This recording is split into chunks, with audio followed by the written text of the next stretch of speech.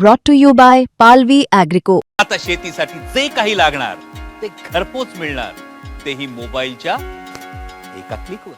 फेसबुकवर वादग्रस्त मजकूर पोस्ट केल्याच्या प्रकरणात डॉक्टर संग्राम पाटील यांच्या अडचणी वाढण्याची शक्यता आहे. पोलिसांनी गुन्हा दाखल केल्यानंतर आता संग्राम पाटलांना भारत सोडण्यास कोर्टाकडून मनाई करण्यात आली आहे. संग्राम पाटील हे मूळ भारतीय असून ते इंग्लंडचे रहिवासी आहेत. भाजपच्या प्रमुख नेत्यांबद्दल केलेल्या पोस्टवरून मुंबई पोलिसांकडून त्यांच्या विरोधात कारवाई सुरू आहे.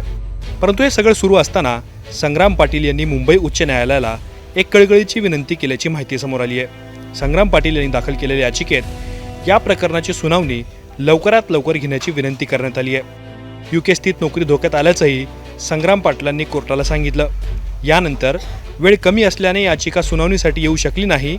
येत्या 17 फेब्रुवारीला सुनावणी घेण्याचा प्रयत्न केला जाईल असं हायकोर्टाकडून संग्राम पाटलांना सांगण्यात आलंय. हायकोर्टाच्या निर्णयाला संग्राम पाटील आणि मुंबई पोलिसांच्या वकिलांनी सुद्धा संमती दर्शवली. संग्राम पाटील हे ट्रॅव्हल व्हिसावर भारताच्या दौऱ्यावर आले होते. मुंबई विमानतळावरून पोलिसांनी संग्राम पाटलांना ताब्यात घेतलं होतं. त्यानंतर कोर्टाने त्यांना भारत सोडण्यास मनाई केली. त्यामुळे आता संग्राम पाटील यांची UKतील नोकरी धोक्यात येण्याची शक्यता आहे.